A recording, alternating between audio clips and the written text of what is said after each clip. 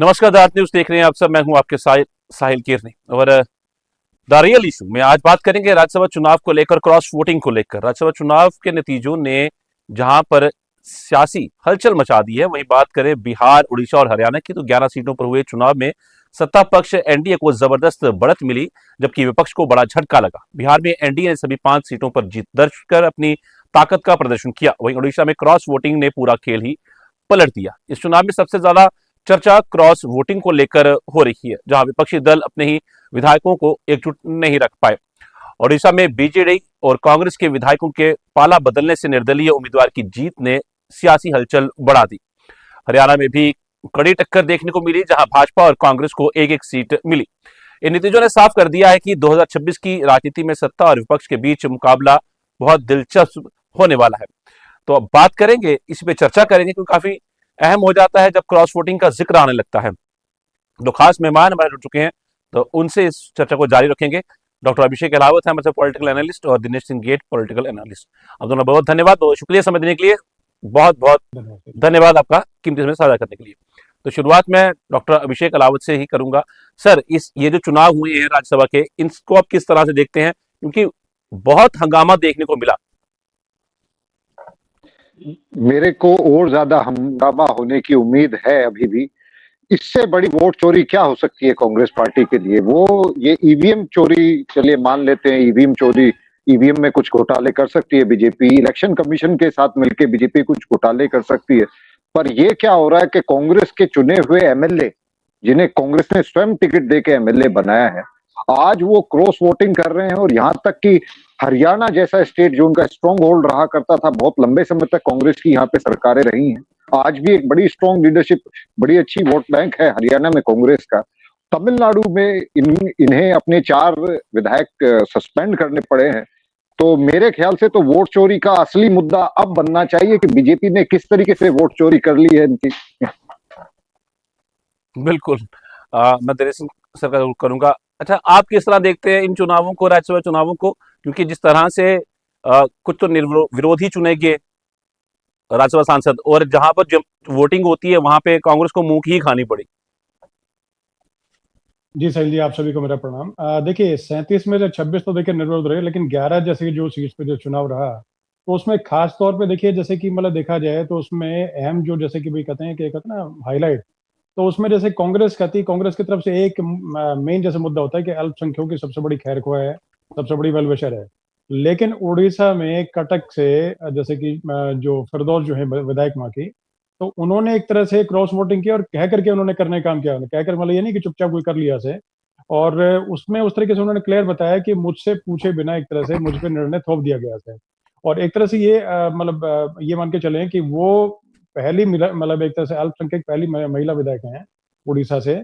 और उसके बाद में उनके साथ में इस तरह का ट्रीटमेंट करने का काम, और जैसे उस तरीके से होता है थोप देने का काम, तो कहीं ना कहीं जैसे एक तरह दर्शाता। और उन्होंने स्वयं बताया इस चीज को लेकर के कि कांग्रेस ने हमें मतलब जो हमारी पार्टी ने हमें एक तरह से बताना भी जरूरी नहीं समझा, और मुझे जो है कॉन्फिडेंस में नहीं लिया, तो उसके बाद मैं कह करके मैं करने का काम कर रही हूँ। उसी तरीके से जैसे आरजेडी की बात करें, तो आरजेडी की वजह से जो एक मतलब मुस्लिम जो विधायक थे, तो वो सारे दिन एक तरह से नॉट रीचेबल रहे, और एक तरह से उन्होंने भी एक तरह से वही मतलब संदेश दिया कि भाई अगर पार्टी हमें अगर है कि मतलब कि जस्ट टेकिंग फॉर ग्रांटेड वाली अगर सिचुएशन में रखती है, तो हम भी मौका आने पे कभी ना कभी पार्टी को एक विधायक क्या होता है और एक वोट क्या होता है उसकी ताकत दिखा सकते हैं। और एक वोट जैसे कि मतलब जैसे कि जो है वो साहिल जी क्या काम कर सकता है, कैसे एक पार्टी की, बड़ी पार्टी की दशा और दिशा जो है तय कर सकता है, वो इन दोनों विधायकों ने बिल्कुल पूरी तरीके से दिखाने का काम कर दिया। और ये भी दिखा दिया कि जैसे मुस्लिमों की जैसे सबसे बड़ी जैसे एक तरह से कांग्रेस हो गई और आरजेडी, तो दोनों एक तरह से मुस्लिमों के मतलब शुभचिंतक कहने का काम करते हैं, लेकिन क्या अपने विधायक के साथ किया, क्या क्या उनके साथ में जैसे कि न्याय देने का या न्याय करने का काम करते हैं, और एक तरह से सिर्फ उनको एक तरह से फसल की तरह काटने का काम करते हैं। और फसल खराब जो उन्होंने की, तो उसमें अगर इनको बुरा लगे तो वो गलत है कहीं ना कहीं। और दूसरी बात, एक तरह से संदेश ये भी जाता है साफ तरीके से कि किस तरीके से जैसे कि भाजपा और एनडीए जो है वो मिलजुल करके और पूरे तरीके से सर्वसम्मत तरीके से और जैसे बढ़िया तरीके से और जाकर के उसका टैली की अगर बातचीत करें, तो इन नतीजों के बाद में जैसे कि भाजपा जो है वो 100 क्रॉस करके 101 पे पहुंच गई है, और पूरा जो एनडीए जो है 141 सीट से पहुंच गया, यानी कि पूरी पूर्ण मेजोरिटी के साथ में राज्यसभा में है। पूरे तरीके से अब जैसे पहले कहते थे कि ठीक है भाई, जैसे लोकसभा में क्लियर था, अब राज्यसभा में कोई बिल जो है बहुत आसानी से क्लियर करवा लेंगे। उसी तरीके से कि कांग्रेस की बात करें, ग्रैंड ओल्ड पार्टी, तो वो एक तरह से मतलब इन तरह से जैसे भाजपा के 1/3 में भी नहीं है, और इनका जैसे कि 29 सीट पे, और जैसे कि पूरा जो विपक्ष जो है, प्रतिपक्ष जो है, इंडिया ब्लॉक जो है, वो जाकर के 62 पे जाकर के रुक गया। तो कहीं ना कहीं देखिए इनको सोचना समझना पड़ेगा, चिंतन करना पड़ेगा कि सामने वाली पार्टी के मुताबिक चलने का काम करें, और किस तरीके से अपने टैली को बढ़ाने का काम, और किस तरीके से लोकसभा या विधानसभा जो है उसमें अगर देखिए नंबर अगर गेम अगर अपने तरीके से देख समझ के और उस गणित का गना भाग और मतलब जो जो जो जो जिस तरह करना है, तो वो समझ के काम करेंगे, ज्यादा कॉम्प्लिकेशन किए बिना, तो देखिए बेहतरी रहेगी। बाकी अदरवाइज अपनी पार्टी इनके अपने जो कुछ करेंगे, तो अभी तो फिलहाल के हिसाब से नुकसान का ही सौदा इनका मतलब लगता चल रहा है ऐसे प्रतिपक्ष का। जी बेहतर तरीके से प्रदर्शन अगर नहीं होता तो अगला चुनाव जो है इनके लिए बड़ा मुश्किल होगा।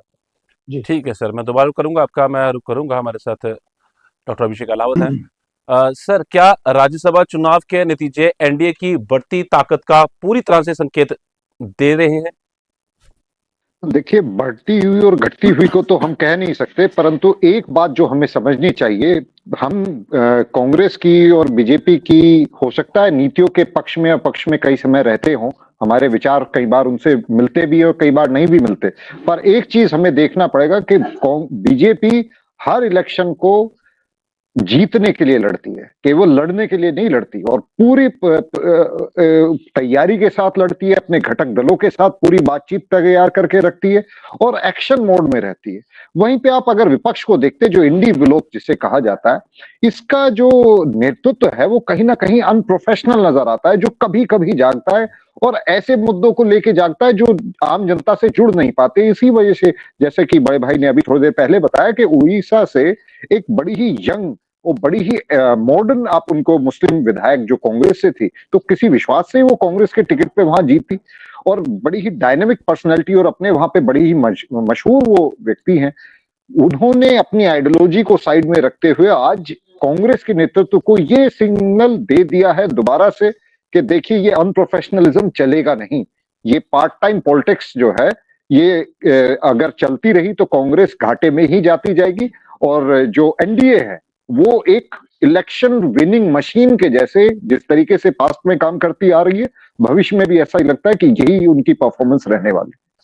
ठीक है सर, दोबारा करूंगा आपका मैं। जी। दिनेश सिंह गेट सर, बिहार में विपक्ष की रणनीति कहाँ फेल हुई? किस तरह से देखते हैं आप इस चीज को? क्या आरजेडी और कांग्रेस दोनों एक साथ नहीं आ पाई? क्या बड़ी हार का कारण ये बना?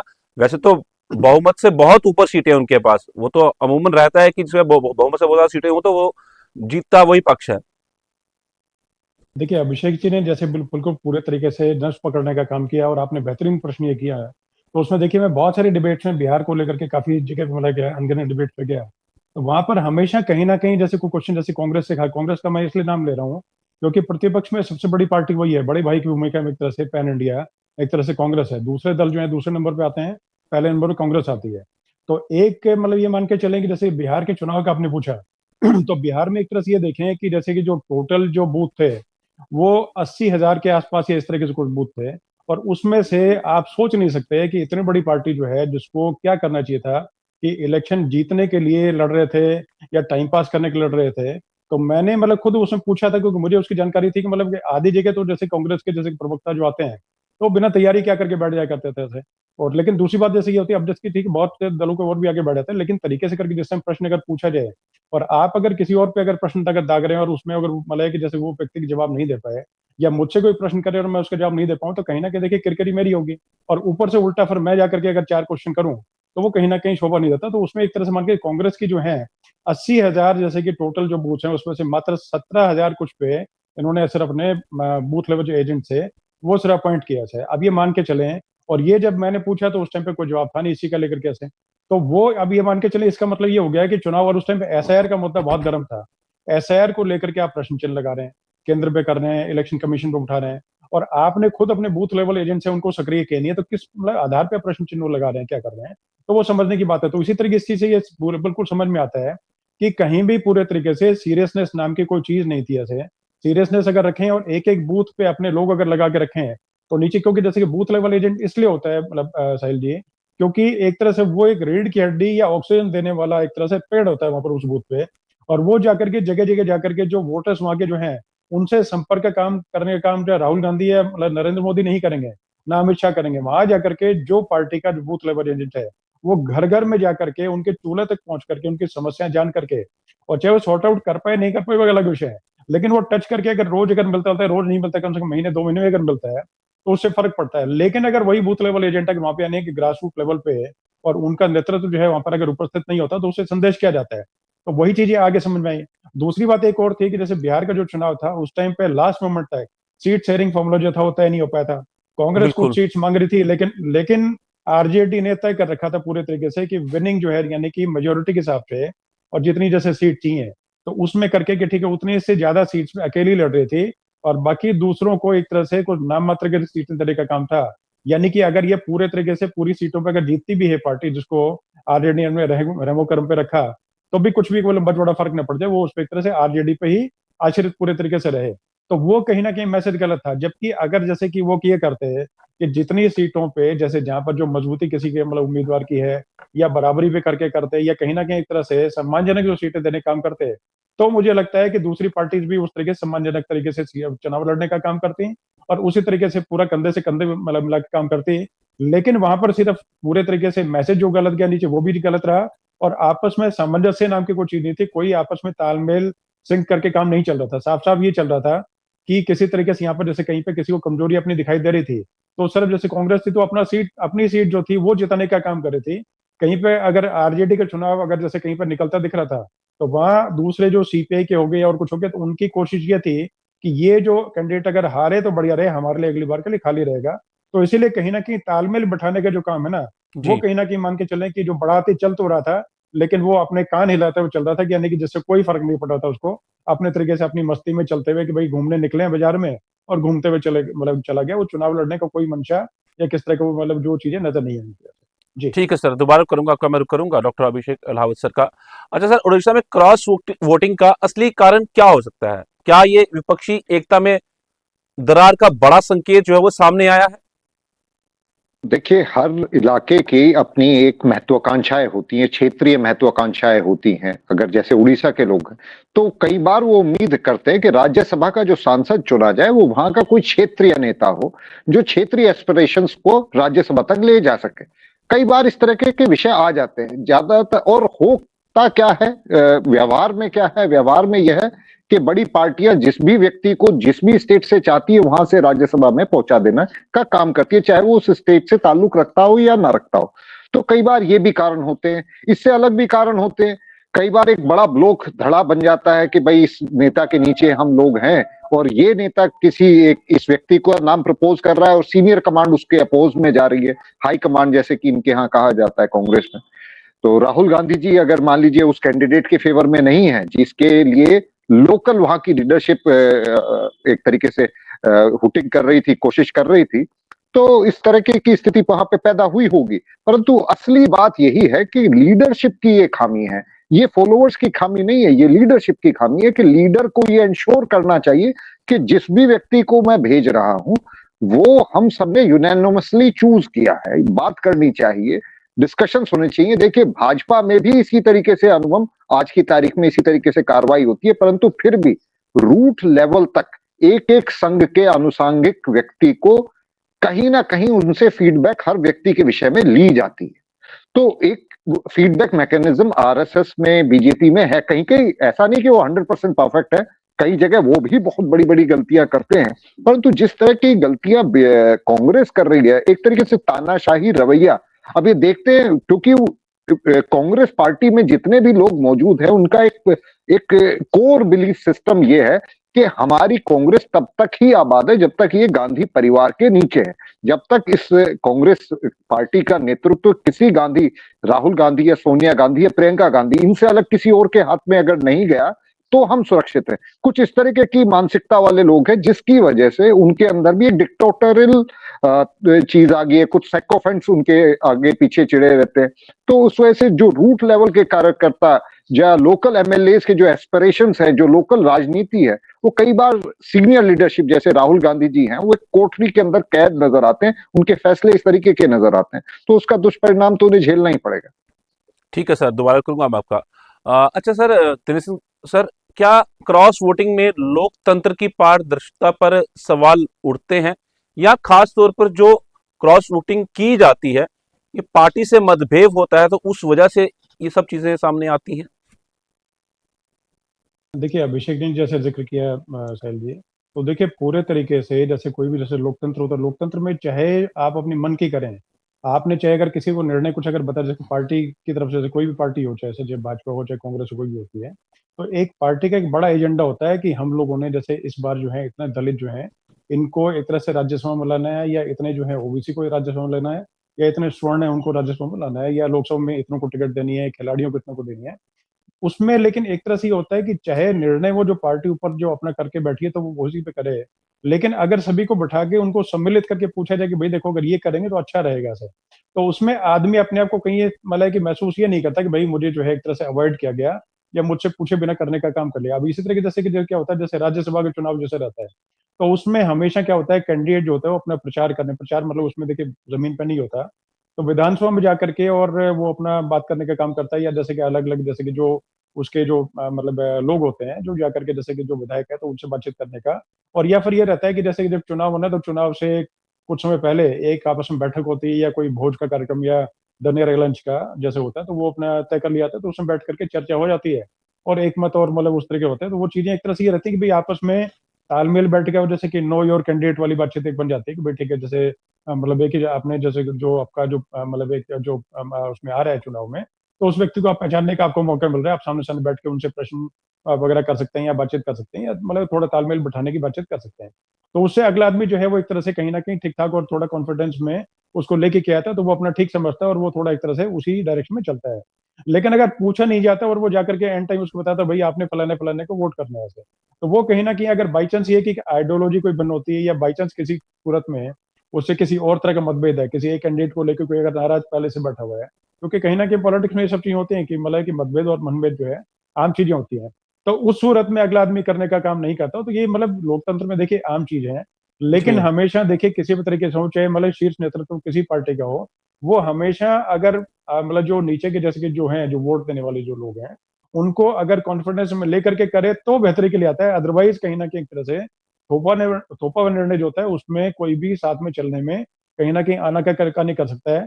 अब वो मजबूरी में जैसे कि किस तरीके से पार्टी के झंडे के नीचे खड़ा होना चाहता है या नहीं चाहता है, वो उसकी मर्ज़ी बाद में होती है, उसी पे निर्भर सब चीज़ें करती है। जी, साहिल जी। ठीक है, दोबारा करूंगा आपका मैं सर। अच्छा अभिषेक सर, एक चीज को और समझेंगे। अ, कांग्रेस को क्या आत्ममंथन करने की जरूरत है? लगातार हार के बावजूद 2024 से हम शुरू हो जाएं तो कितने विधानसभा के चुनाव हुए? एक सिर्फ विधानसभा चुनाव हम झारखंड वाला छोड़ देते हैं क्योंकि वहां पे 20-16 सीटें निकाल ली थी, पर उसके बाद तो देखिए लगातार हार हार हार। और आत्म मंथन कितना जरूरी कांग्रेस के लिए, और ओवर कॉन्फिडेंस अगर देखा जाए तो वो कितना खतरनाक है। ऐसा है कि कांग्रेस के साथ एक बड़ी विचित्र समस्या है। आप देखिए कांग्रेस के अच्छे प्रधानमंत्री भी हुए हैं। पीवी नरसिम्हा राव साहब ने जितना अच्छा वर्क किया है, भले ही हम श्रेय माननीय मनमोहन सिंह जी को दे दें लिबरलाइजेशन के लिए, पर अगर प्रधानमंत्री ना चाहे तो वित्त मंत्री की कोई ज्यादा हैसियत होती नहीं है कैबिनेट में। तो इतना बड़ा कदम उठाने वाले पीवी नरसिम्हा राव साहब, उसके बाद सीताराम केसरी जी थे, वो इनके अध्यक्ष रहे। इन लोगों के साथ जिस तरीके का व्यवहार हुआ एक धड़े के द्वारा कांग्रेस के, जिसकी एक कोर मानसिकता है, उनका मानना यह है कि जब तक गांधी की उनके ऊपर छत्र छाया नहीं रहेगी, गांधी सरनेम नहीं रहेगा ऊपर, तब तक हम सरकार नहीं बना सकते। उनकी ये मानना है। जिन लोगों का ये मानना नहीं था, जैसे कि शरद पवार साहब थे, उनका ये मानना नहीं था। उन्होंने सर्वप्रथम ये सवाल उठाया था जब वो स्ट्रॉन्ग लीडर की तरह उभरे कि सोनिया गांधी जी ही क्यों प्रधानमंत्री की, हमारी राष्ट्रीय अध्यक्ष ये ही क्यों बने, मैं क्यों नहीं बन सकता।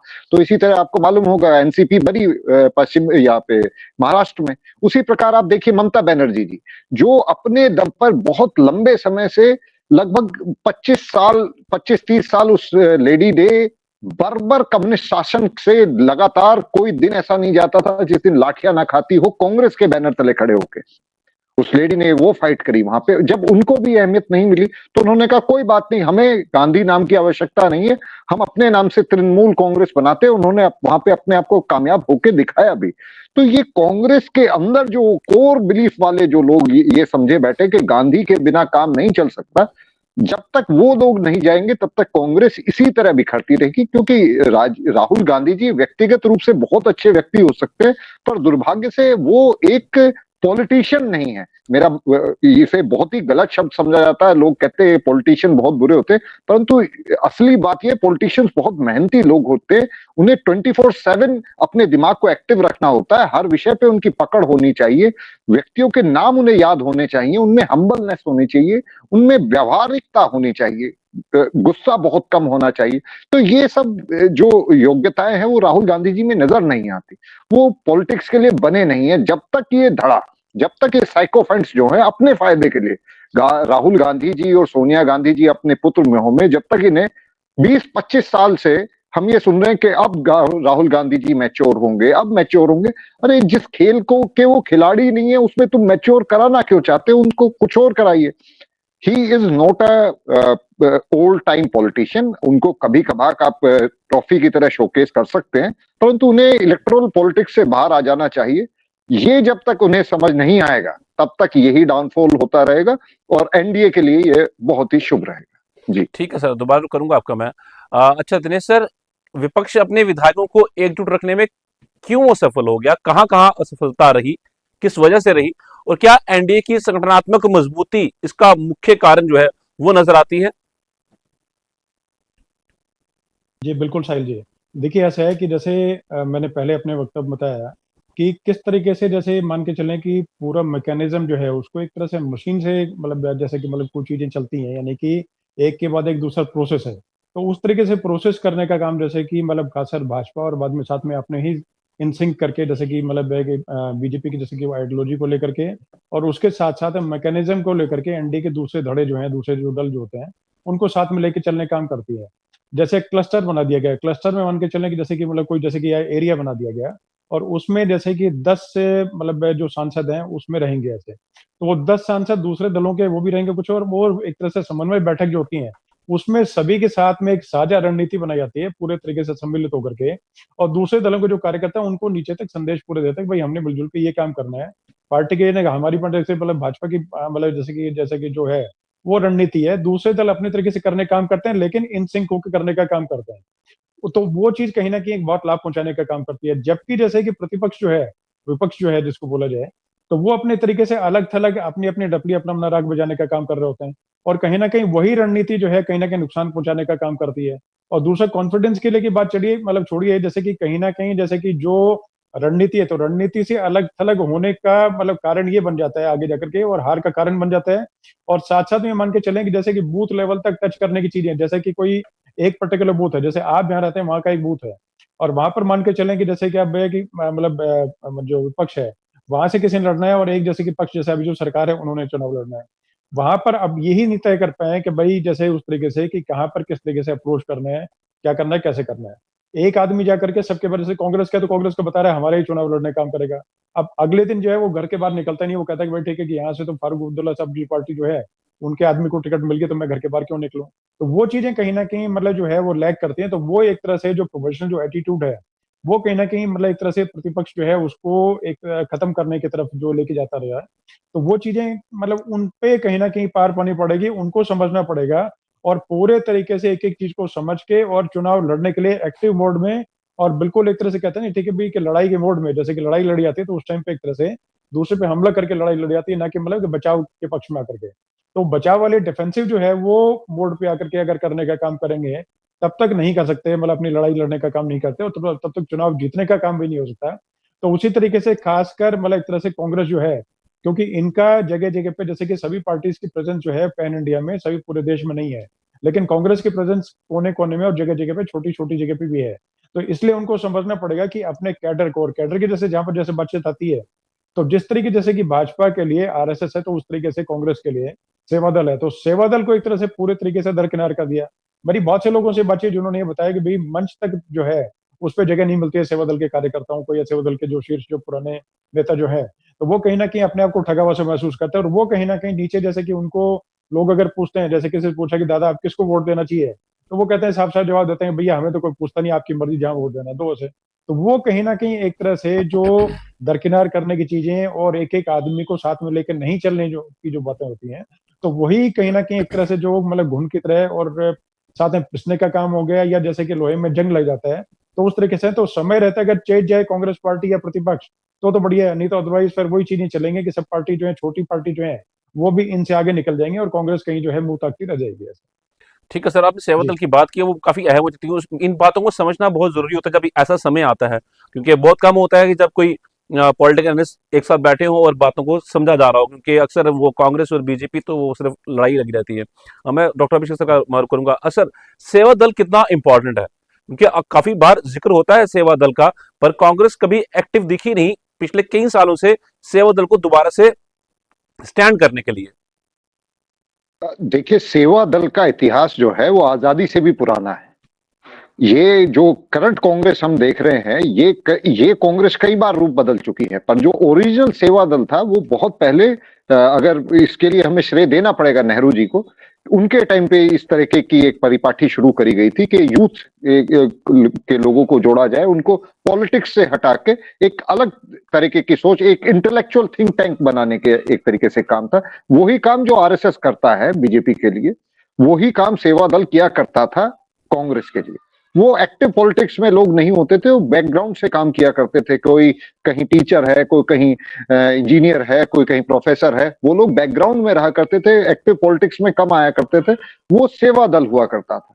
स्लोली एंड स्टडीली इसका अगर पराभाव हम देखें तो ये पराभाव शुरू हो जाता है संजय गांधी जी के टाइम से। संजय गांधी जी के टाइम तक ये दल अपने आप में बहुत स्ट्रांग था, जब तक संजय गांधी जी जीवित रहे। संजय गांधी जी की मृत्यु के बाद जैसे ही ये परिवर्तन होता है विचारधारा में, किस तरह का नेतृत्व होगा, क्योंकि संजय गांधी जी के नेतृत्व में और राजीव गांधी जी के नेतृत्व में जमीन आसमान का अंतर था। उनकी आइडियोलॉजी में, फैसले लेने के तरीके में, उनके व्यवहार में, इसमें बहुत ज्यादा अंतर था। तो उसके बाद से इसको धीरे धीरे दरकिरार करते गए, और सोनिया गांधी जी का जब इसके ऊपर फुल कंट्रोल आया तो उस समय स्लोली एंड ग्रेजुअली हमारे काफी पुराने ऐसे हमारे फादर साहब के फ्रेंड्स हैं, पुराने लोग हैं जो बड़े जमाने से अपने आप को कहते हैं पुश्तैनी कांग्रेसी हैं, वो भी आज बहुत दुखी है इस परिस्थिति थी। और उसका कारण यह है कि जब सोनिया गांधी जी का युग आया, उस युग में ये जो पुरानी चीजें थी कांग्रेस की, जो उसकी कोर हुआ करती थी, उसके थिंक टैंक्स हुआ करते थे, उन्हें डिसमेंटल कर दिया गया। उसमें नए लोग जोड़े गए, ऐसे लोग जैसे सैम पिट्रोडा जैसे लोग आए गए। आज भी कई सारे हैं, ये कुछ ऐसे गुरु बना दिए गए। राहुल गांधी जी के शुरू शुरू में मेंटोर्स ऐसे बनाए गए जो जिनकी विचारधारा कहीं से भी देश हित में नजर नहीं आती थी। कई सारों के नाम हम ले सकते हैं, पर नाम गिनवाना व्यर्थ होगा। परंतु इस तरीके से धीरे धीरे प्रभाव हुआ है, और आज का यही सबसे बड़ा दुर्भाग्य कांग्रेस का यह है कि वो ये कहती तो जरूर है कि बूथ कैप्चर, ये फर्जी वोटिंग हो रही, कैंसिल हो रही है, एसआईआर की प्रक्रिया में गलती है, परंतु वो हर बूथ पे एक व्यक्ति खड़ा कर दे, ये क्षमता आज की तारीख में कांग्रेस की समाप्त हो चुकी। ठीक है सर, जी। मैं दोबारा करूंगा आपका और करूंगा दिनेश सर का। अच्छा सर, सेवा दल को दोबारा से सुचारू रूप से बनाने, स्टैंड करने, उसको चलाने के लिए क्या कुछ करने की जरूरत पड़ेगी, और क्या वाकई में सेवा दल जो है कांग्रेस को इस पूरे देश के अंदर दोबारा से कहीं ना कहीं पहुंचा सकेगा? क्या उनकी छवि दोबारा से वैसे बरकरार हो पाएगी? देखिए, समय लग सकता है, लेकिन क्योंकि देखिए कहीं ना कहीं विश्वास जीतना जो होता है ना, क्योंकि जैसे पीपल इन्वेस्टमेंट जैसे बोलते हैं, यानी कि आदमी के अंदर इन्वेस्टमेंट करने का काम हो गया, उसकी भावनाएं समझने का काम हो गया।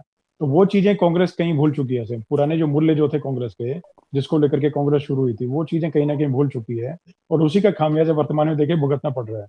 अब जैसे छोटी छोटी चीजों को लेकर बताता हूँ मैं, मतलब एग्जाम्पल के साथ और नाम के साथ आपको बताता हूँ उसमें। भाजपा का मैकेनिज्म जैसे कि समझने की अगर बातचीत करें, तो कांग्रेस के बहुत बड़े नेता हैं भाजपा के, ओम प्रकाश माथुर जी।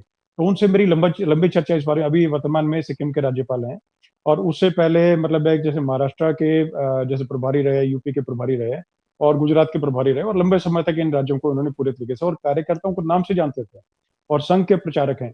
तो अब जैसे ये मान के चले कि उन्होंने एक मतलब मैकेनिज्म शुरू किया गया था, पन्ना प्रमुख, यानी कि मतलब 30-40 नाम, 50 नाम या इससे ज्यादा नाम जो है, इसका एक पेज पे जैसे नाम जैसे हो, तो उस पे एक पन्ना प्रमुख एक आदमी अपॉइंट कर दिया जाता था, एक कार्यकर्ता भाजपा का अपॉइंट कर दिया जाता था, जो कि उन लोगों के रेगुलर टच में रहता था। आप ये समझिए कितनी गहराई तक की बातचीत है, कि उनके सुख दुख में, यानी कि उनके घर पे जैसे कहते हैं ना भाई, गाय के अगर बछड़ा हुआ तब भी जाकर के वो आदमी उनके जाकर के उनके घर पे जाकर के मतलब बैठ के आया 5 मिनट, तो वो वोटर कहीं ना कहीं अपने आप को कनेक्टेड महसूस करता था। अब उस तरीके से, और वही कहीं ना कहीं जैसे इसमें जैसे कि अभी आरएसएस के प्रचारक थे तो सोच भी वही थी, तो उस तरीके से उन्होंने करने का काम किया। तो मतलब उसमें ये कहने का मतलब है कि उसने पूरे तरीके से अपना योगदान करके और मन से करने का काम किया कि भाई ये करना चाहिए, तो इससे बेहतर ये करे रहेगा सर। अब आते हैं दूसरी बात जैसे कांग्रेस की, तो कांग्रेस में देखिए ऐसा है कि मतलब ये जम्मू कश्मीर से गुलाम नबी आजाद साहब है, तो उनको किस तरीके से अलग करने का काम किया, जबकि वो बार बार बताते रहे। उसके बाद में जगदम्बिका पाल जी जो है, तो वो अभी जैसे कि नोक-झोंक जैसे कि जो मतलब अभी वर्तमान लोकसभा में जो हुई वो देखने को मिली। राहुल गांधी जी उनको बता रहे थे अपने तरीके से कि बेटे कि आप हमारी पार्टी के ही थे। उन्होंने साफ-साफ मतलब सामने एक तरह से मतलब एक तरह से कहते हैं मतलब कि सार्काज़्म में बोला कि आप देखिए ऐसा है कि मैं तो आपको उस वक़्त बहुत सारा मतलब कि जैसे अपना समझाने का काम करता था, और मैं अगर मेरी समझ से जो चीज़ें होती उस टाइम पे, तो आप जहाँ पर बैठे हैं तो वहाँ पर नहीं होते। और वो बिल्कुल उन्होंने सटीक बात बोली थी। क्योंकि जो जैसे मान के चले, और उसके साथ में एक और मतलब बिल्कुल उदाहरण के साथ चीज़ बताता हूँ उसमें, कि एक काफ़ी साल पहले, आज से मेरे ख्याल से शायद 8-10 साल पुरानी बातचीत होगी वो जैसे, तो राहुल गांधी की एक खाट यात्रा निकली थी जिसमें कि हरियाणा के काफ़ी सारे नेता और दिल्ली के काफ़ी सारे शीर्ष नेता जो थे, वो यूपी से जब निकल के, तो मतलब है कि जैसे जहाँ पर प्रगति मैदान के आस-पास में कहीं न कहीं, और उसका एक तरह से वो सभा करने किया गया था, मतलब स्वागत सभा बोलें, कुछ बोलें ऐसे। उस खाट सभा में एक उस टाइम के अध्यक्ष थे जिनसे मैं बहुत अच्छा मेरा परिचय था ऐसे। कुछ समय के लिए भाजपा में है, बाद में दोबारा कांग्रेस में चले गए थे। तो नाम मैं उनका नहीं बताना चाह मतलब बोलना चाहता ऐसे, क्योंकि शायद हो सकता है मतलब वो चीज़ें कहीं न कहीं अलग हो, क्योंकि जो मतलब कुछ लोग होते हैं जो नहीं चाहते इस तरीके से। तो जी। उनका मान के चलें कि उस टाइम पे जो मुख्यमंत्री थे वो कांग्रेस के थे, और उनके कार्यकर्ताओं ने, यानी कि जो समर्थक थे मुख्यमंत्री जी के, उन्होंने प्रदेश अध्यक्ष का सर फोड़ दिया था ऐसे। और वो उनसे मिलने में गया था, मैंने देखा उस टाइम करके, और वो मतलब उस टाइम पे मतलब पुलिस वाला मामला ही बना और बहुत सारी चीज़ें ऐसी बनी। और वो फिर बाद में पता लगता है कि जैसे कोई एक जो गुट है, वो प्रियंका जी गुट है। जो मुख्यमंत्री थे वो दूसरे गुट के थे। ये जो प्रदेश अध्यक्ष थे ये दूसरे गुट के थे। तो ये गुटबाजी के चक्कर में वहाँ से बहुत सारी समस्याएँ खड़ी हुई। अब ये मान के चलें कि जैसे उसी तरीके से जो ग्रास रूट लेवल की बातचीत में दोबारा फिर सेवा दल पे आते हैं।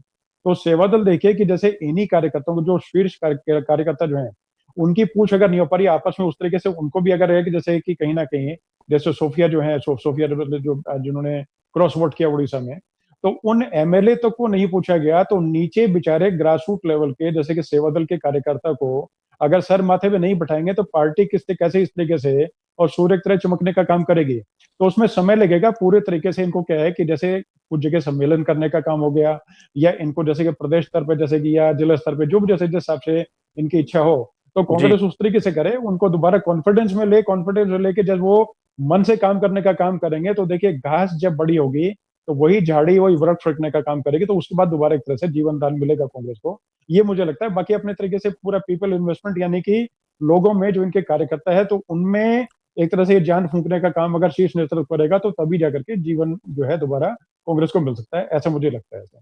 ठीक है जी, सर, धन्यवाद जुड़ने के लिए। दर्शन गेट सर आपका भी, और डॉक्टर अभिषेक अलावत आपका भी बहुत बहुत धन्यवाद, शुक्रिया समय धन्यवाद। देने के लिए, बहुत बहुत आपका। और काफी अहम बातें आपने रखी हैं, और देखते हैं आने वाले समय के अंदर कांग्रेस आखिर किस दिशा में जाती है। आपको पता है राज्यसभा चुनाव 2026 के नतीजों ने एक बार फिर भारतीय राजनीति में नए समीकरण को इशारा दिया है। एनडीए की मजबूत पकड़ और विपक्ष की कमजोर होती एकजुटता ने कई सवाल खड़े कर दिए हैं। खासकर क्रॉस वोटिंग जैसे मुद्दे ने राजनीतिक दलों के अंदरूनी हालात को उजागर कर दिया है। अब नजर इस बात पर रहेगी कि विपक्ष इन झटकों से कैसे उभरता है और आने वाले चुनावों के लिए अपनी रणनीति किस तरह तैयार करता है। फिलहाल ये नतीजे सत्ता पक्ष के लिए मजबूती और विपक्ष के लिए एक बड़ी चेतावनी बनकर सामने आए हैं। फिलहाल आज के द रियल इशू में इतना ही। मुझे दीजिए इजाजत। नमस्कार।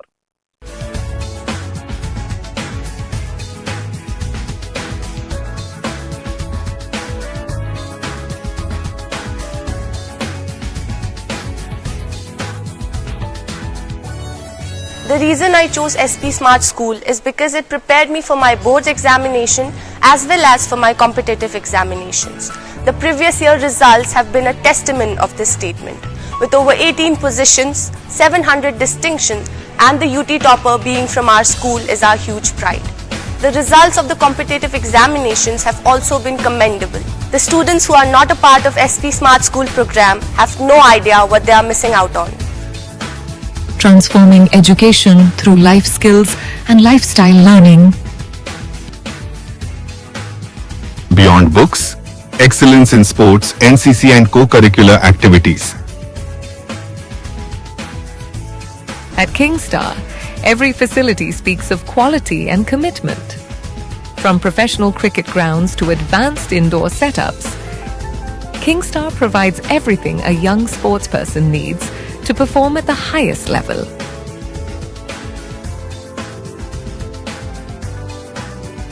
With commerce and humanities, we lay the foundation of careers in finance, business, and the social and governance sector, building leaders in finance and business, shaping leaders in society and governance. Highest positions in boards and competitive. NEET Sure for medical students, GE Sure for non-medical students, and direct programs for commerce and arts. Turning medical dreams into NEET success. 100 plus SP Smartians on the path to becoming doctors. Admissions are open for classes 11 and 12 in medical, non-medical, arts and commerce streams. SP Smart School. Visit our campuses to register.